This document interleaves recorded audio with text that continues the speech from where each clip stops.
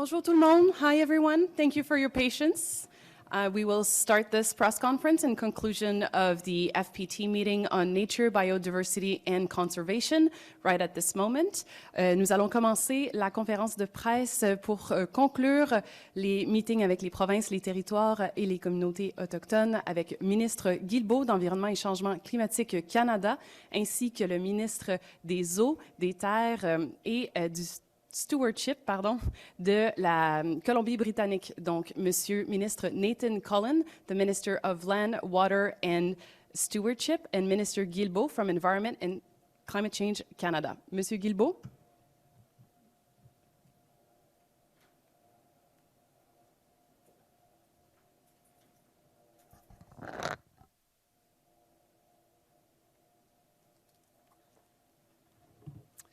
Bonjour à toutes et à tous. Merci d'être ici. Je suis en compagnie de mon collègue et ami, le ministre Nathan Cullen, et nous avons mis en place un nouveau système pour cette conférence fédérale, provinciale, territoriale, qui est celui de coprésidence. Alors, c'est la première fois qu'on fait ça, donc Nathan et moi sommes les premiers coprésidents pour cette rencontre sur la nature et la biodiversité. Alors, good afternoon, everyone. Bonjour à toutes et à tous. I would like to begin by acknowledging that we're on the traditional territory of the Algonquin and Anishinaabe people. We recognize and deeply appreciate their connection to this land. Not only are we grateful for the opportunity to live, work, and gather here, we understand that the Indigenous connection to this land is the foundation of the work we are here to do on Canada's 2030 Nature Strategy. Le Canada et la population canadienne, à bien des égards, sont définis par la nature. Nos forêts, nos prairies, nos espaces emblématiques, nos rivières et nos lacs, nos océans et nos montagnes font partie de notre identité et nous sommes façonnés par cette géographie. Les Premières Nations, les Inuits et les Métis constituent les premiers gardiens de la biodiversité. Ils gèrent les terres, les eaux et les glaces du Canada depuis des temps immémoriaux. Toutefois, la nature est en danger. La biodiversité diminue plus rapidement que jamais dans l'histoire de l'humanité. La perte de la nature menace la capacité des peuples autochtones à exercer leurs droits ancestraux. Mais cette perte de nature menace également des éléments essentiels que nous tenons pour acquis, l'eau et l'air pur, la régulation des inondations, la régulation du climat, la sécurité alimentaire, la pollinisation et les fondements d'une grande partie de notre économie. Et oui, l'économie aussi. Selon un rapport récent du Fonds mondial pour la nature, les contributions de la nature aux populations planétaires avoisineraient 125 000 milliards de dollars par année. Nous ne pouvons ignorer ces chiffres stupéfiants. C'est pourquoi nous sommes toutes et tous ici aujourd'hui pour nous engager à nouveau à renouveler la tâche de conserver la nature ensemble. Nous l'avons fait l'année dernière et nous poursuivons aujourd'hui sur cette lancée afin d'enrayer et d'inverser la perte de biodiversité d'ici 2030 et de maintenir la nature sur la voie du rétablissement d'ici 2050. Just 2 weeks ago, the Government of Canada launched Canada's 2030 Nature Strategy, which builds on existing initiatives in all regions and sectors across the country. Recognizing that these efforts have not been and will not be enough on their own, as biodiversity continues to decline in Canada. We need transformative change to halt and reverse biodiversity loss, and we know we can only achieve that through a whole-of-society approach built on partnership and collaboration. It's an ambitious strategy, the most comprehensive strategy ever in Canada's history. The Government of Canada and the provinces and territories here today are all committed to the goals that we've set out in it. Many jurisdictions are already making significant progress towards shared biodiversity priorities and objectives, and we know we can work together to even further enhance many areas, such as biodiversity inclusive land use planning, species at risk, area-based conservation, invasive alien species, and ecosystems restoration. We understand the need to accelerate area-based conservation in reaching Canada's goal of 30% in land and water conserved by 2030. And we've shown that when we are united, we can achieve great things. With 1 in 5 assessed species in Canada currently at risk, we have no time to lose. Le gouvernement du Canada s'est engagé à travailler en partenariat avec ses partenaires provinciaux, territoriaux et autochtones. Et à l'approche de la COP16, le Canada peut continuer de jouer un rôle de leader mondial dans la résolution de la crise de la biodiversité. Continuer à travailler ensemble pour préserver les écosystèmes et les espaces sauvages que les Canadiens et les Canadiennes chérissent tant. Merci beaucoup. Good day. I'm Nathan Cullen. I am the MLA for a beautiful part of the world called Stikine in northwestern British Columbia. I'm also British Columbia's Minister of Water, Land and Resource Stewardship. It's a pleasure to be here with my friend Steven today and joining representatives from right across our beautiful and diverse country. British Columbia, as many of you know, is the most biodiverse, most rich of all of our provinces and territories. And while that is a thing that we often brag about, as I just did, it also requires us to have the greatest responsibility with respect to biodiversity and its protection. These last couple of days have been incredibly hopeful for me personally and for us as a government in co-chairing this first version of this effort that the Canadian government has put forward, not just on behalf of Canadians, but in fact to the world, showing leadership in the complex and incredibly important task that we all share of passing this world on to future generations, hopefully better than we found it. Excuse me, not a commitment and a promise that we've been able to make. Now, we know that with respect to species at risk and other considerations, there can be moments of challenge between the different orders of government. And BC very much appreciates the collaborative approach that we take with our federal partners. And in BC, we share the commitment of protecting 30% of the land and waters by the year 2030, which is just a little ways away. We know that that conservation in British Columbia's context will be Indigenous-led conservation. We were earlier able to stand a fund of more than $1 billion with federal and philanthropic partners and the BC government to enable the hiring of guardians, to enable the combining of traditional knowledge and Western science in solving the challenges that we face collectively. The threat of species loss, the threat of climate change, which we as British Columbians know all too well, with unprecedented fires and droughts that we've seen in our province. Our citizens collectively expect us to act and act in a collaborative fashion. And the last couple of days have shown me that there is a unifying spirit across our country to look at issues of biodiversity loss. How do we restore back the sustainability of our ecosystems? And how do we address the threats to species that have come at risk? We know there's much work to do. This is a great challenge. But we must reject the false pitting of environmental efforts versus the economy. A healthy economy requires a healthy ecosystem in which to thrive. Our people for air and water and the very sustaining of life require that as well.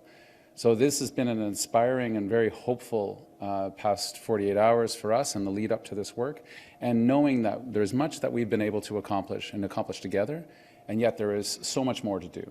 And that our best path forward is in collaboration and dialogue with all the provinces and territories, First Nations, local government, and of course our federal partners as well. So thank you for the opportunity to co-chair this as the first co-chairs of this effort, and I know it will produce the kind of hope and results that Canadians expect of us. Thank you very much. Merci beaucoup. Thank you. We'll start the question period. On va commencer la période de questions. Juste à noter qu'on a un arrêt assez précis dont les ministres doivent quitter. Donc, we do have a hard stop where a minister will have to leave. We'll start with the right mic, which is your left, my right. Please state your name and media and to whom your questions address, and then we'll go to the left. I will let you know when it's going to be the last questions for timing. Thank you so much. Allez-y. Bonjour, M. Guilbeault. Valérie Gavache de Radio-Canada. M. Guilbeault, difficile de ne pas vous entendre sur la défaite dans Toronto-Saint-Paul. À votre avis, est-ce que Justin Trudeau doit rester le leader de votre parti pour vous mener aux prochaines élections? Mais d'abord, ce que je voudrais dire, c'est que je voudrais remercier Leslie Church et tous les bénévoles qui ont travaillé vraiment de façon acharnée pendant plusieurs semaines, voire plusieurs mois dans Toronto-Saint-Paul. C'est évidemment pas le résultat que personne souhaitait chez nous. En même temps, bon, il faut comprendre que c'est une élection partielle et que tout peut arriver, comme on le sait très bien dans les élections partielles, et que c'est loin d'être déterminant nécessairement pour le résultat d'une élection générale. Pour ce qui est du premier ministre, écoutez, je ne serais pas ici si ce n'était du premier ministre Trudeau. Le Canada ne ferait pas les progrès historiques que nous faisons en matière de lutte au changement climatique. Nos émissions sont à leur plus bas niveau depuis un quart de siècle. grâce au support du premier ministre, nous faisons des progrès historiques en matière de conservation de la nature.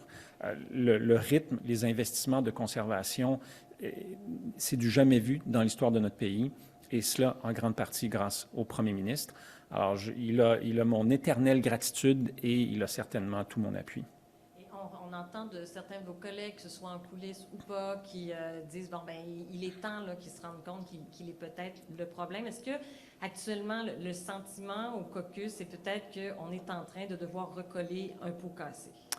Je pense qu'il faut voir ce qui se passe présentement au Canada se passe aussi à l'échelle de la planète. Alors, on vit encore les secousses de la pandémie, que ce soit les problèmes de chaîne d'approvisionnement, les taux d'intérêt, l'inflation, et il n'y a aucun doute que c'est pour beaucoup de gens, que ce soit au Canada, que ce soit aux États-Unis, que ce soit en Europe, que ce soit en Asie, que ce soit en Amérique latine, la situation est difficile présentement et l'une des façons que les gens ont d'exprimer leur insatisfaction et le fait que c'est difficile pour eux, c'est envers leurs dirigeants. Puis la situation, on le voit en Europe, on le voit dans bien des pays présentement, n'est pas différente de celle que nous vivons ici au Canada. Alors je sais que pour certains, on cherche à faire porter le blâme de tout ça au premier ministre Trudeau, mais pour moi, il faut continuer à travailler, à supporter la population de différentes façons. Je pourrais parler du programme de soins dentaires, tout ce que nous faisons au niveau du logement, mais aussi tout ce que nous faisons en matière d'environnement. Et moi, je pense qu'au cours des prochains mois, ce sera possible d'avoir une conversation avec la population canadienne qui sera moins dans un état où les gens sont très fâchés après leurs dirigeants en général, puis on pourra avoir des conversations sur autre chose que le coût de la vie, par exemple.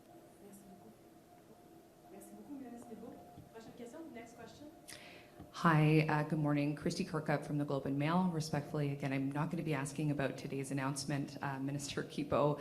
You are talking about conservation, though, so let's talk about that. How are the Liberals going to be able to save themselves in the next election, given the trajectory after the by-election in Toronto and what that says about the prospects in other parts of the country?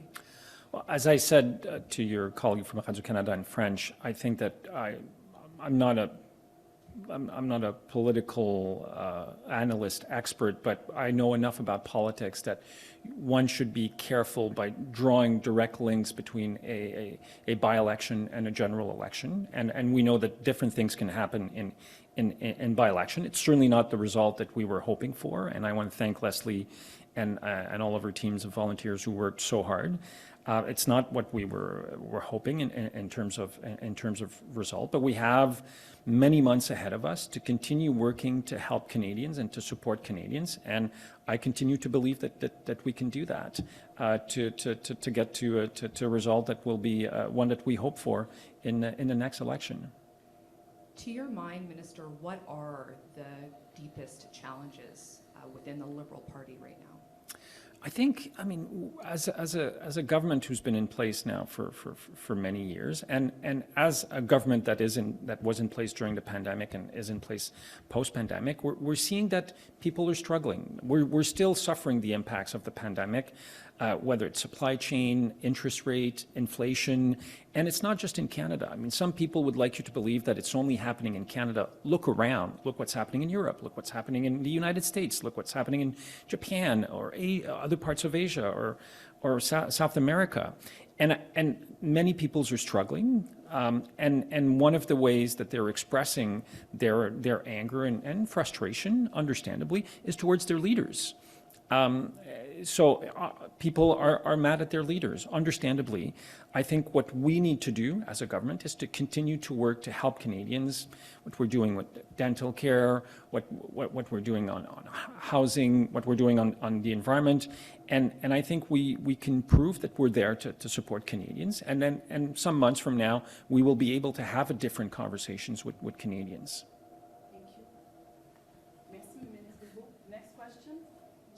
With CTV News. Minister Guilbeault, the Prime Minister and other ministers have said that you are prepared to listen to Canadians and that you are learning from this by-election loss. In regards to listening, the majority of provinces are against the carbon tax. And is this something that is going to be under consideration for your government to roll it back and hit pause all across Canada, given that you've already done it in Atlantic Canada, given that you are not going to penalize individuals in Saskatchewan for not paying the tax?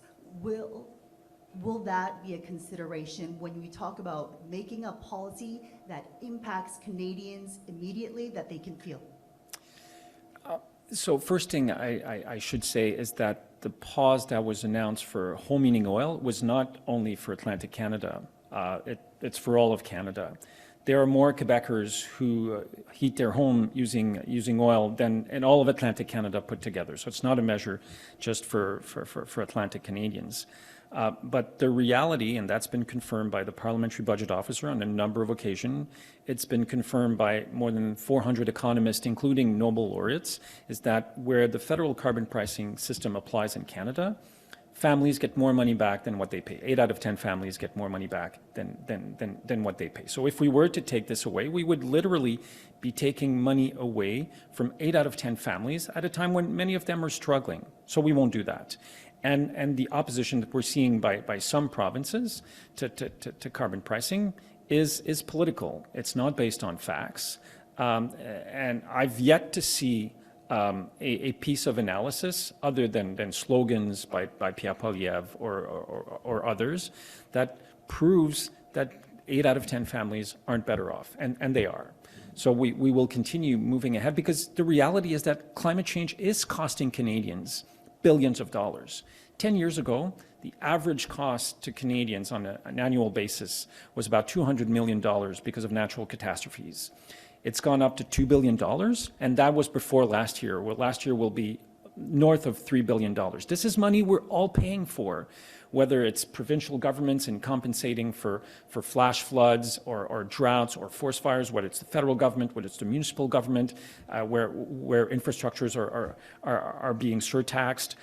We're paying the price for climate change, and unless we do something about it, the price tag is only going to continue to go up. We know what ministers are saying publicly in front of cameras about their support for Prime Minister Trudeau, but there is dissension amongst the ranks in terms of whether or not he should step down. How are you talking to other caucus colleagues who may want to see a leadership review or a leadership change? I can assure you that what I tell you publicly about my support and gratitude, eternal gratitude for the Prime Minister is the same thing I say when I'm behind closed doors. Same thing, no difference.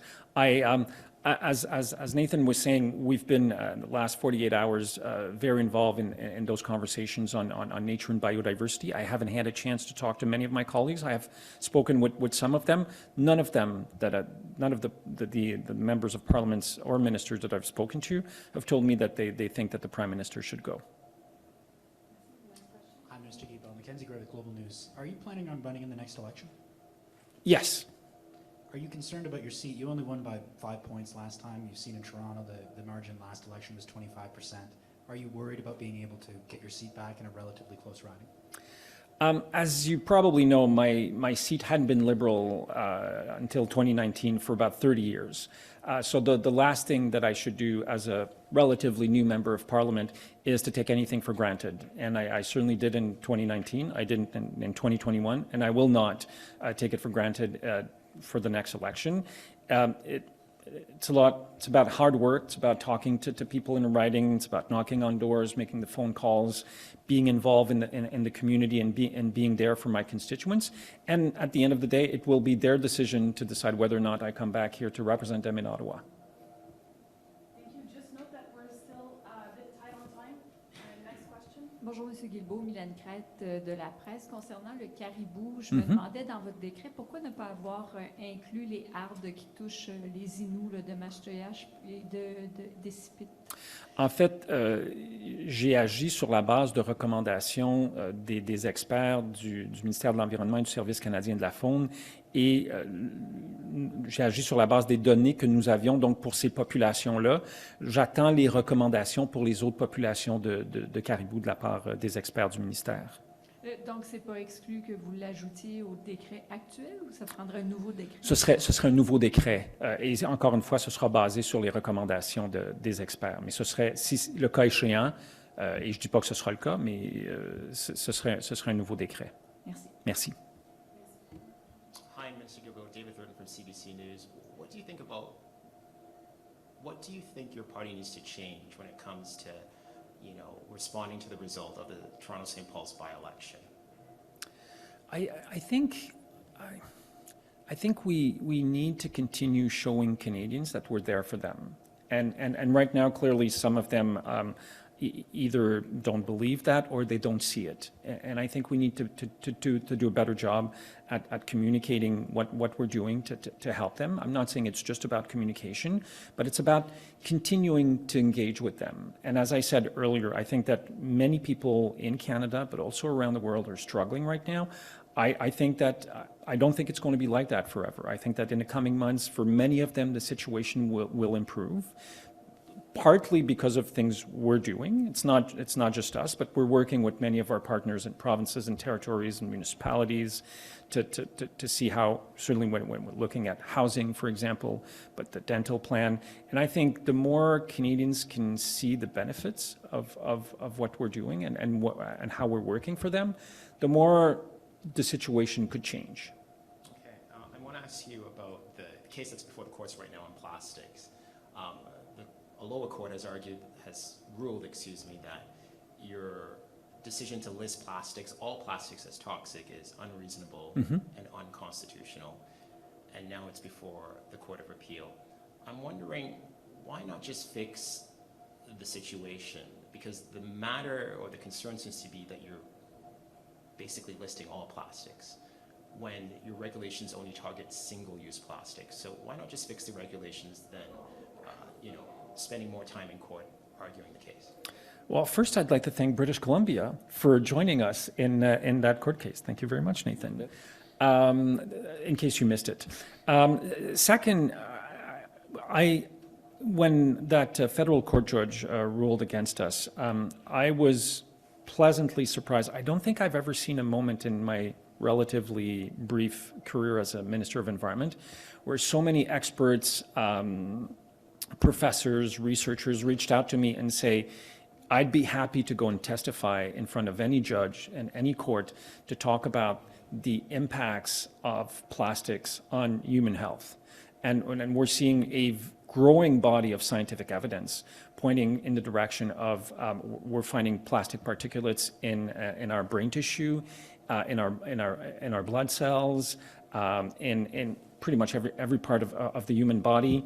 We're finding it in the placenta of women, and let alone all of the environmental impacts that plastics have and that are well documented. We had 160 nations just across the street a few weeks ago here as part of INC4 to negotiate an international plastics treaty to phase out plastic pollution by 2040.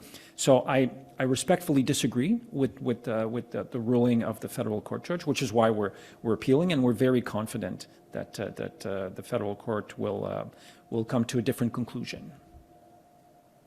Bonjour, M. Guilbeault, Michel Sabat, la presse canadienne. Vous et vos collègues libéraux nous disent avoir entendu le message dans Toronto-Saint-Paul.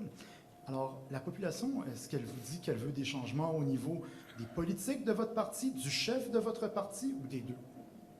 Bien, je pense que, comme je le disais tout à l'heure, je pense que la population a envie de voir que le gouvernement travaille pour que les choses soient plus faciles pour eux. Et c'est à nous de faire cette démonstration-là. Clairement, pour les électeurs et les électrices de Toronto-Saint-Paul, on n'a pas réussi à le faire. Je pense qu'il faut continuer de travailler pour faire en sorte que les gens voient que nous sommes là pour eux, que nous travaillons pour eux. Et je pense que c'est en faisant ça qu'on pourra arriver à changer l'opinion publique sur cette question-là. Les libéraux nous disent qu'il faut qu'il y ait une réflexion, un post-mortem sur cette élection et ses résultats. Et en même temps, on nous dit, mais M. Trudeau, lui, il reste. Est-ce que ce post-mortem devrait inclure peut-être le leadership de M. Trudeau? Ben, je pense qu'il faut toujours, après une élection, qu'on perde ou qu'on gagne, je vous dirais, s'assurer qu'on tire les bonnes conclusions, qu'on fait les bonnes analyses. Mais je demeure convaincu que la meilleure personne pour nous mener dans la prochaine campagne électorale et pour que cette campagne-là soit un succès pour nous, c'est le premier ministre Trudeau. Merci beaucoup. We have time for one last question. So Davis and Alessia agreed to split their questions so they won't have any follow-up, so they can have their last question for the... Who said that cooperation didn't exist between media outlets? Yeah. Thanks for taking at least one question. Export Development Canada just approved $500 million in financing for the Cedar LNG project in BC. Wondering what you make of that, considering your government is in the process of developing a policy to phase out public financing for domestic fossil fuel projects. Well, as you rightly point out, so we have eliminated direct federal government subsidies to fossil fuels last year with the help of our colleague, the NDP in the House of Commons. We are working on public financing. We said we would have a framework in place by the end of the year. We don't have it yet.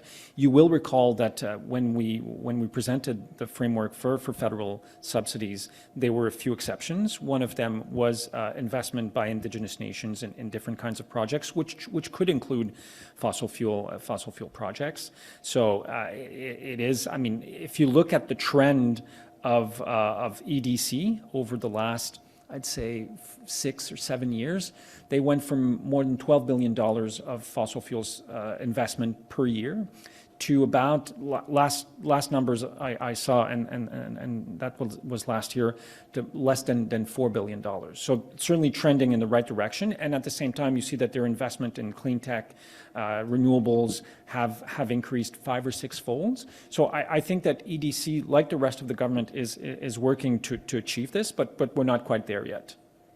And hi, Alessia Pesafumi from the Canadian Press. What does Shell's positive FID on carbon capture, coming right after the investment tax credit finally became legislation, say about the potential for carbon capture investment in Canada? And do you expect more announcements to be made in the immediate future? So if you look at our last greenhouse gas inventory that was published in April, you'll see that in 2022, because we're always 2 years behind in terms of the inventory, 7 million tons of carbon were sequestered in 2022. So carbon capture is happening in Canada. I think I've always said that carbon capture is one of many solutions to fight climate change. And if you look at our emissions reduction plan, carbon capture will play a role, but it's not a silver bullet in terms of meeting our 2030 or 2035 or 2050 carbon neutral targets. It will account, if you look at the ERP, probably for about 7, maybe 8% of our overall emission reduction by 2030, maybe a little bit after 2030, depending on the project. So it will be part of a portfolio of solutions we need to put in place. And I would just point to the fact that both the IPCC and the IEA have referred to carbon capture as, I believe, an essential technology, but they too say that it's not a silver bullet, but it's one tool we will need to use as part of many tools to fight climate change. Thank you. Merci beaucoup. Merci, Nathan. Thank you.